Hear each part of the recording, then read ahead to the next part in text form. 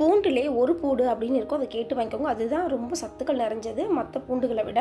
So இது வந்து ஹார்ட்டை ஆரோக்கியமாக வச்சுக்கிறதுக்கும், பிளட் ப்ரெஷர், கொலஸ்ட்ராலை கண்ட்ரோல் பண்ணுறதுக்கும், புற்றுநோய் வராமல் தடுக்கிறதுக்கும், ஜலதோஷத்தை குணப்படுத்துறதுக்கும் இந்த பூண்டு ரொம்ப உதவியாக இருக்குது. ஸோ அடிக்கடி இந்த மாதிரி டேஸ்டியாக செஞ்சு கொடுங்க. அடுப்பை ஆன் பண்ணிவிட்டு ஒரு குக்கர் வச்சுக்கோங்க. அதில் 2 கரண்டி போல் நல்லெண்ணெய் தாராளமாக சேர்த்துக்கோங்க. கடுகு, உளுந்தம்பருப்பு, கருவேப்பிலை போட்டு தாளிச்சிட்டு 2 கையளவு சின்ன வெங்காயம் தான் உடம்புக்கு நல்லா குளிர்ச்சி. 1/2 ஸ்பூன் கல்லுப்பு சேர்த்துட்டு நம்ம உரிச்சு வச்ச பூண்டு, 1/4 ஸ்பூன் மஞ்சள் தூள், 1 ஸ்பூன் மிளகாய் தூள், 1 ஸ்பூன் போல் குழம்பு பொடி, கொஞ்சமாக காயம் சேர்த்துட்டு இந்த எண்ணெயிலே இந்த மசாலெல்லாம் வதக்கி விட்டுட்டு திக்காக கரைச்ச புளி 2 கரண்டி சேர்த்துட்டு ஒரு 1/4 டம்ளர் தண்ணி ஊற்றி குக்கர் மூடி ஹைட் வச்சுருங்க. சவுண்டு தண்ணி சிம்மில் வச்சுட்டு ஒரு 5 நிமிஷம் கழிச்சு நீங்கள் ஆஃப் பண்ணிட்டீங்கன்னா எண்ணெய் தெளிஞ்சு பூண்டு குழம்பு அவ்வளோ சூப்பராக தயாராகிடும். நீங்கள் செஞ்சு பாருங்கள், அட்டகாசமாக இருக்கும். குழந்தை பிறந்தவங்களுக்கு வந்து பால் அதிகமாக சுரக்கிறதுக்கும் இந்த பூண்டு குழம்பு நம்ம டெய்லி சாப்பிட்ருப்போம். இந்த வீடியோ பிடிச்சவங்க ஹோம் சேனல் சப்ஸ்கிரைப் பண்ணுங்கள், லைக் பண்ணுங்கள், ஷேர் பண்ணுங்கள். எங்கள் வீட்டு கைப்பக்கம் உங்கள் வீட்டிலையும் கவனம் கட்டும். வாழ்க வளமுடன்.